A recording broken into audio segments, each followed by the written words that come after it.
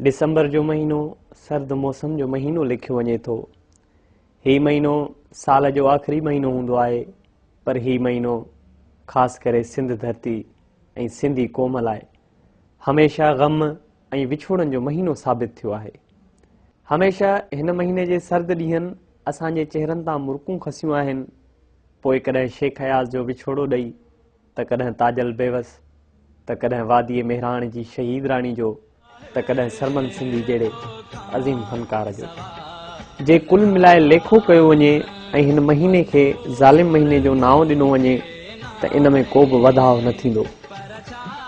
सिंध जे अज़ीम शाइर सचल सरमस्त वारे ज़िले खैरपुर जे शहर प्रियालो में 7 जुलाई 1961 धारे हयात अली मुग़ल जे घर में जनम वठंदड़ रहमान मुग़ल पंहिंजे जादुई आवाज़ सां लखे माण्हुनि जूं दिलियूं खटियूं।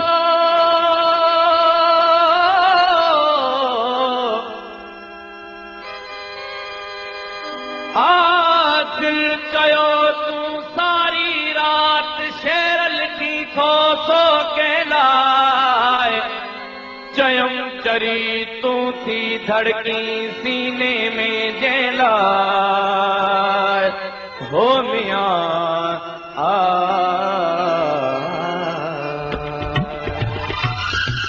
सरमन सिंधी जंहिंजो असुल नालो रहमान मुग़ल हो, हिन इब्तिदाई तइलीम पंहिंजे शहर प्रियालो मां वरिती ऐं बाद में खैरपुर टेक्निकल कॉलेज में दाख़िला वरिताई ऐं उतां खां ई ॻाइणु शुरू कयई ऐं हिन जे ॻाइण जो जादू तमामु तेज़ रफ़्तारी सां माण्हुनि जे दिलनि में घर करणु लॻो ऐं इहो आवाज़ नेठि वञी रेडियो ते सीनियर प्रोड्यूसर कोसर बुर्डो जे कननि ते वञी पियो, जंहिं खेसि हिन जो आवाज़ रेडियो ते मुतारिफ़ करायो ऐं बाद में पाकिस्तान टेलीविज़न कराची सेंटर ते समी बलोच हिन जे आवाज़ खे मुतारिफ़ करायो, जिते हिन समी बलोच जी शाइरी तुंहिंजे यादि जी वरी या वीर ॻाए वॾी मक़बूलियत माणी।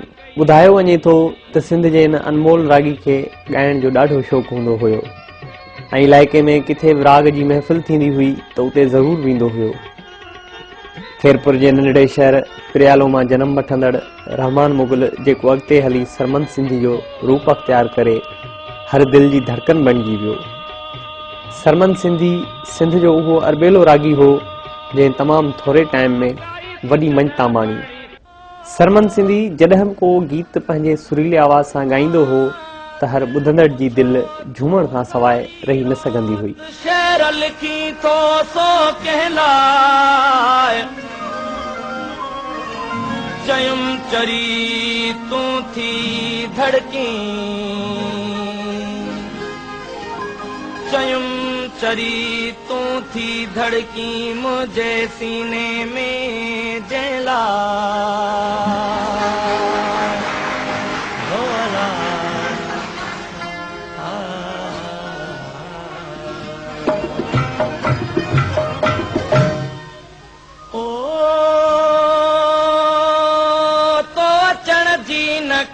मुंद आई वई।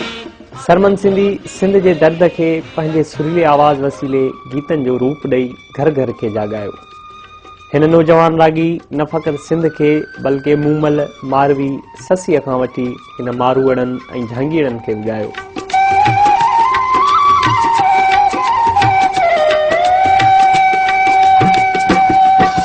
सजण सोबत तो संदी हर दम याद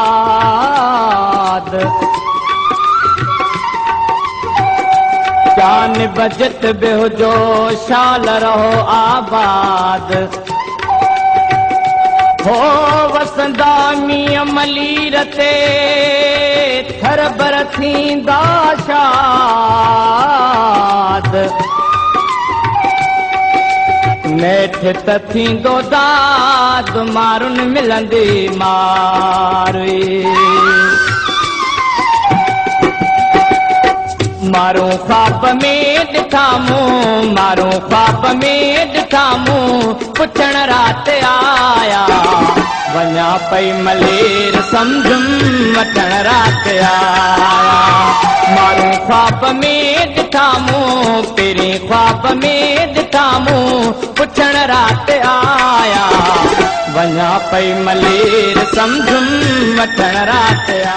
सिंध जे इन अज़ीम रागी शाह अब्दुल लतीफ़ भिटाई, शेख अयाज़, उस्ताद बुखारी, ज़ाहिद शेख, राशिद मोराई ऐं आकाश अंसारी समेत सिंध जे केतिरनि ई मशहूर शाइरनि जी शाइरी खे ॻायो।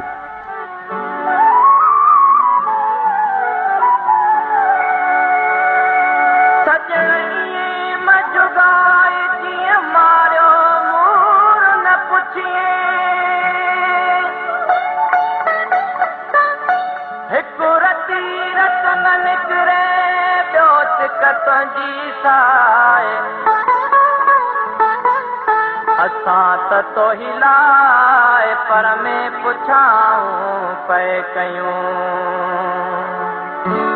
अड़े चंद्र अड़े चंद्र अड़े चंद्र अड़े चंद्र फिर तो त ॾिठो नाहे, फिर तो त ॾिठो नाहे। संदस रूप संदस रंग, संदस रूप संदस रंग कीअं आहे कीअं तूं। सिंध धरती वटि हींअर बि कई सुरीला रागी मौजूद आहिनि, पर शाइर जे हिननि सिटुनि जियां त अॼु त न खणनि सॼण पंहिंजा सारियां। गलनि तां ॻोढ़नि जूं बूंदूं बस न कनि, संदी सिक पिरनि लोक ॾिठे न लहे। सरमन सिंधी खे ख़ुदा जे तरफ़ां अता कयल हिकु अहिड़ी ॾात हुई जेका हर ॿुधंदड़ जी दिलि ऐं दिमाग़ ते फौरन हावी थी वेंदी हुई।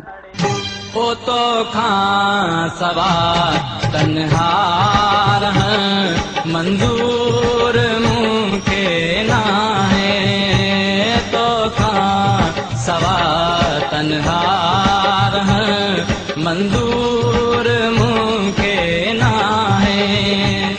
पर छा चवां किस्मत के, पर छा चवां किस्मत के छॾे साथ वे आहे तोखां।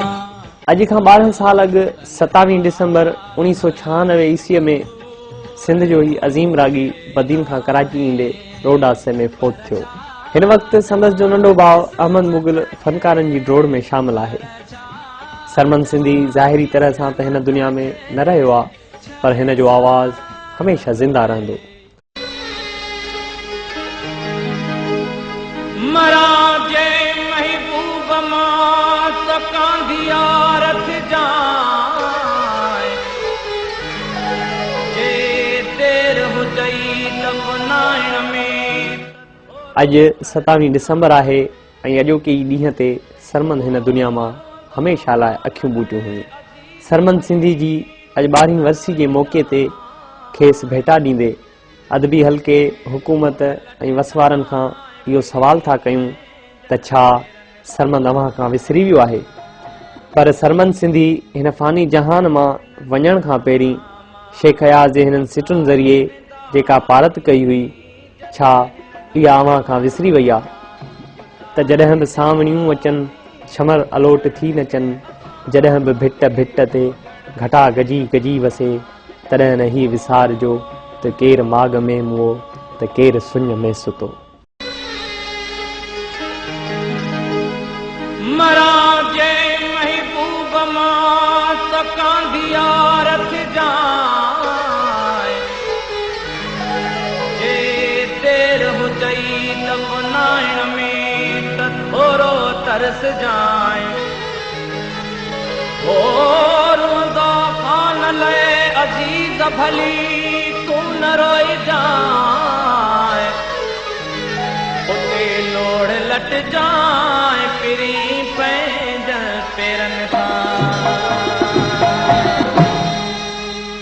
जॾहिं हिन दुनिया मां गुज़ारे वेंदासीं